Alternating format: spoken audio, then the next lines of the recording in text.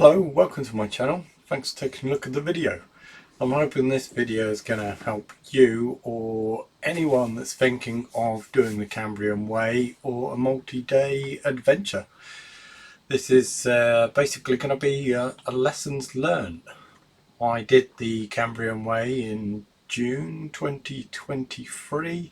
It's a 298-mile through hike from Cardiff in the south up to Conway in the north, and you go through the 4 mountain regions of the Black Mountains, Brecon Beacons, Cambrian Mountains and Snowdonia. And I hope I'll give you some of my lessons that I've learned, and it'll give you some context that you might be able to take into your through hike or your, like I say, your first multi-day adventure. So first lesson that was really helpful was that I had a support crew. That support crew comprised of one person, my amazing partner Sal. She was fantastic. She joined me across 2 of the weekends that I did it. It was well, she loves the mountains more than I do. She's passionate about trekking in the mountains, staying in the mountains. She just had the kids, so also she wasn't able to get a month off work like I was, so she did as much as she could to join me. But those days did help me. Now, this might be a luxury. Not everybody could have somebody supporting them at the weekends. She brought clean clothes. She brought some food, and she took my gear off me whilst I was doing it the weekend. The next lesson was safety. Now, I broke the basic rule. I broke the basic rule of equipment. If you haven't tested your equipment, then your equipment doesn't work. It's as simple as that. I know that. The career I've had, we have to test equipment all the time, and we never trust it until it's tested. So I bought an iPhone 14 to take with me on the trip because the iPhones provide satellite emergency communication from the version iPhone 14. But I never tested it. Luckily, I never needed to test it. So make sure you test your equipment. That will be the lesson for my next adventure. Emergency preparedness. Again, test your equipment before you go. But I had no real plan to deal with anything if something did go wrong. Now, when I was doing the stage from Didymusmorphy over to Cadaridris, it was hot and I did suffer heat exhaustion. Now, to be clear, not a heat stroke. I'd been going for 4 hours maybe. By that time I took a sit down. I drank about 6 pints of water at that from across those 4 hours. Now I was quite lucky that I did manage to find water, because most days I didn't, where it's been so hot for so long. Very uncharacteristic of Wales. Sat down, realised that I wasn't hungry, and it was roughly about 1 o'clock, and then went to stand up and I was a bit dizzy. And at that point it's kind of like, okay, something's not right. Now I managed to, a few hundred yards away was some shade, and I went and led down, but it made me realise that I had no plan if anything went wrong, and I was very much in a point where it would have needed a helicopter to come and get me. But that's for sure. So make sure you have, I believe the phrase is emergency preparedness. Make sure you've got a plan for when certain scenarios go wrong. I only had an iPhone for navigation. In terms of equipment, I had the Cicerone guidebook. I followed the Cicerone guidebook, and that has a 1 to 50,000 ratio map in it and some instructions. The instructions are very difficult to follow, especially if you don't understand much about navigation. I have since acquired a Garmin InReach Mini 2, so I have the iPhone and the Garmin InReach Mini 2. So consider having a backup for your equipment. Next lesson was, I have wild camped. I did it many times as a kid. I've done it many times with Sal, but I've never ever done it on my own, and so I didn't think it would be a problem. But when I did do it on my own, I found it incredibly stressful the first couple of times. I was worried that somebody was going to move me on, upset a farmer, just not find somewhere that I could pitch a tent. But by the time, the third or fourth time, I was very comfortable with it. I'd got used to it, but I was surprised how stressful I found the first couple of times. So if you haven't wild camped on your own, definitely put that in your planning in pre-preparation. So I looked at the route, looked at the towns, the villages, and I didn't think I needed to set up any pre-prepared packages. Now, why I mention this is that I did always carry food with me. I carried some dehydrated food that I could always heat up and get some food if I was hungry. One guy I met who was doing the Cambrian Way, he did pre-prepare packages. Capelli, he had sent a pre-prepared package. He'd sent 2 extra gas canisters and some food, and he realised he just didn't need it. So you don't really need to send pre-prepared food on the Cambrian Way. There are plenty of villages and towns where you're going to get cafes, pubs, stop at petrol stations, convenience stores or supermarkets. Rest days. Now, I followed the Cicerone guidebook, like I said earlier, and I've stuck to that rigidly. Now, I didn't need to stick to that rigidly because that's 21 days. As you know, that's 3 weeks. I booked 4 weeks off of work. So I could have had rest days. Now, another lesson is secure your must-haves. I lost my rain jacket on day 3 as I was going from Abergavenny to Capelli. I lost my rain jacket, but I didn't realise that until day 4.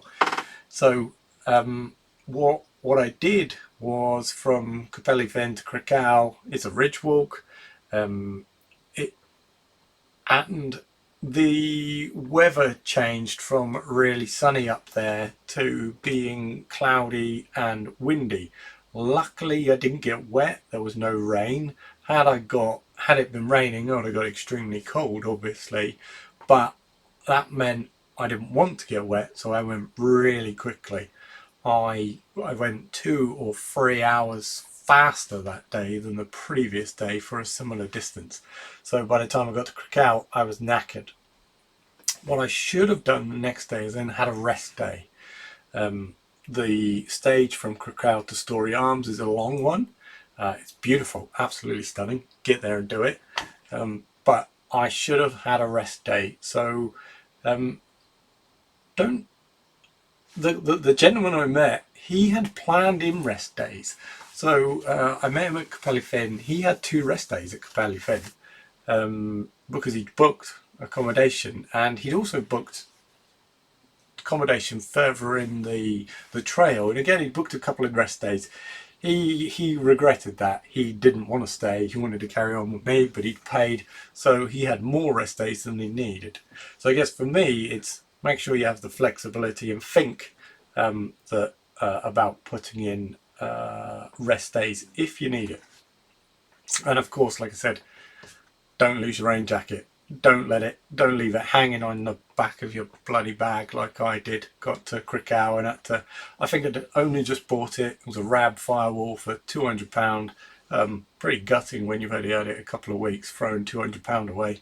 So I had to buy another one in Cricau. The easiest and hardest sections. So this is for me. This might not be what you find, but the easiest sections, day 1 and 2 from Cardiff to Abergavenny, are without doubt the easiest. They're pretty flat. Day 20, again I'm talking about following the Cicerone guidebook. Day 20 is Penny Pass to Llyn Ogwen. That's really easy as well. It's really short. You're done and dusted in a few hours basically. If I was to do it again, I would add day 20 and 21 together, to be honest, or potentially carry on and maybe do half of day 21 and find a place to pitch. There's plenty of places to pitch from Llyn to Conway. The hardest then, so day 6, Crickale to Story Arms. Like I said previously, I didn't give myself a rest day here after really caning myself the day before. So Crickale to Story Arms, again, the Usk Valley is beautiful, and once you get up on the hill, it's amazing. But that was one of the hardest days for me. I shattered, and it was super hot again, super hot. Day 12, I got to the Clare to Buffy, if that's how you pronounce it. Got to the Buffy just over halfway, and that night I had sickness and diarrhea, so I was running outside to literally be sick, and luckily there's a nice clean toilet at the Buffy to utilise. I did make sure I left it nice and clean as well. But the day 12 was so hard the next day because I couldn't eat, didn't want to eat. I drank as much water as I could, but about 2 hours into the walk I threw up a lot of water, a hell of a lot of water, which meant that where my body was unwell, it wasn't ingesting the water correctly. So yeah, that was a really tough day. Day 14, that was also a hard day for me because I'd eaten too much, and I'd come to that in a minute, and I just didn't get very much sleep. So day 14 was extremely hard for me as well. Like I say, you might find other stages easier, you might find other stages harder, but that's what I found. Right, cows, bulls and horse flies. Now, I live by the New Forest, so I see a hell of a lot of cows. If you don't know, the New Forest has lots of cows that the foresters, the agisters, they allow to roam freely across the New Forest. Now, when cows have calves, they get very tetchy, very tetchy. I've been chased by cows many times over in the New Forest. I came across quite a lot of cows with calves, and I can pleased to tell you that I didn't get chased, but be very careful because they were very agitated by my presence. Bulls. I saw 3 bulls. Literally on day 2, I had to walk through some cows and some bulls. The bull, however, he had zero interest in me because he was doing what the farmer wanted him to do, and he was giving the cows all of his attention. The second 2 bulls I came across literally were in the field, and they were led down. They saw me, they simply looked away. I'd kept my distance, I wasn't walking towards them. But be aware that you will encounter cows and bulls. Now the last one is horse flies. I expected flies, midges and horse flies, but I really underestimated how many horse flies I would encounter. Now I bought some smidge. I think it was after Catteridge's, yeah, Barmouth. I then bought, when I got to Barmouth, I'd bought some smidge. That helps a lot, by the way. But prior to that, walking through the middle of Wales, you're basically going over very large hills. Yes, they're mountains because they're over 600 metres, but they are very large hills and they're covered in grass. It was really hot, and I'm walking through the long grass, and it was basically like ringing the dinner bell for horse flies. I got bitten quite a lot by the horse flies, and sometimes I literally had to stand still, and being, I don't know, 10, 15, 20 horse flies around me, I'd have to stand still, wait for them one by one to land on you. Now, what you have to do with the horse flies is not try and squat them as soon as they land on you. You have to give them a few seconds to think that they've got you. So what they'll do is they'll just pivot, caveat, and then just as they are getting comfortable, you can whack them and you basically splat them. So be aware of that if it's hot, no wind.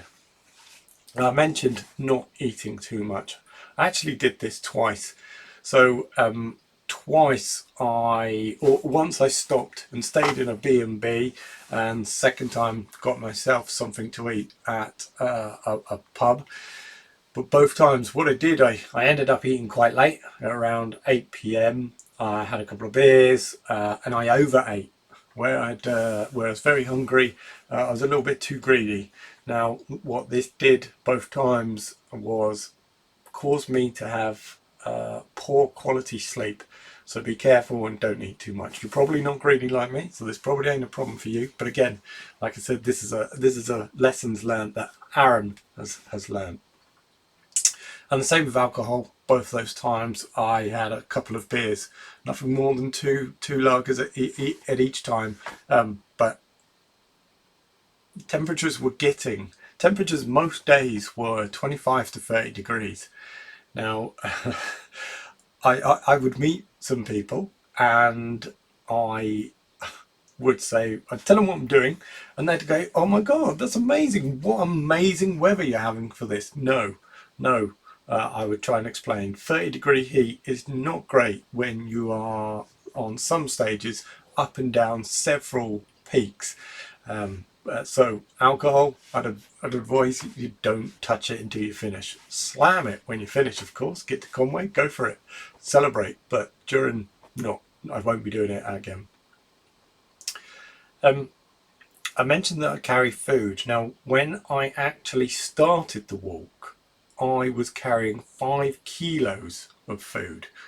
Now, that was probably what I did was the opposite to the gentleman that I met that sent the pre-packaged food. I didn't need to carry 5 kilos of food. If I was to do it again, I would carry 2 kilos of food.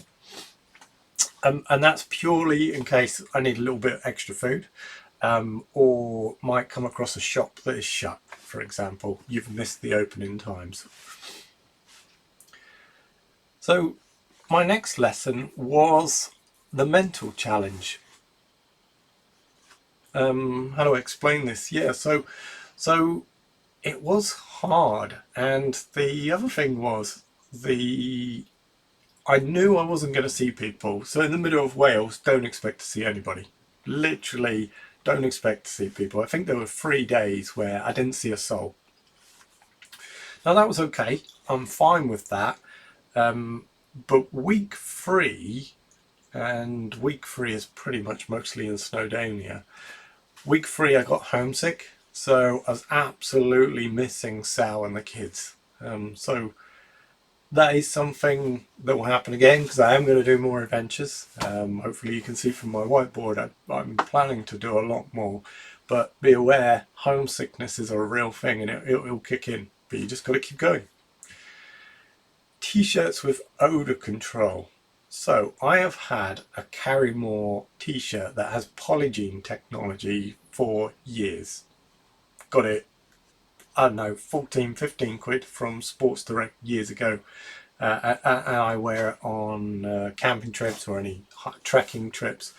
So I took 2 sets of clothes. So I also bought a mountain equipment t-shirt with their odour control technology. I can tell you that didn't work, whereas the polygene technology in the old Carrymore t-shirt still works. It's really good. So yeah, do your homework on that one. Now, last lesson. In preparation for doing the Cambrian Way, I found some interviews with people that had done their first thru-hike, done their first massive adventure, and they were very much talking about the adventure blues. Now, what they were saying was, when you go on holiday, you go back a week, 2 weeks, you have a great time, you fly back, and for 1 or 2 days you got the holiday blues. Now, this is much worse than this. We've all suffered the holiday blues. The first couple of days back at work takes you a little while to get in. It took weeks. It took weeks. All I wanted to do was get back out there. As soon as I got back home, I just wanted to be on another big adventure. And I've done some I've done some multi-day adventures, but I still haven't done another big one like the Cambrian Way or bigger yet. Very much planning to do so. But the adventure blues, it's a real thing.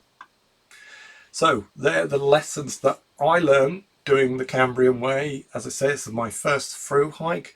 Hopefully you guys find that useful. If not, no problem. But I'm very grateful for you watching this video. Thank you very much.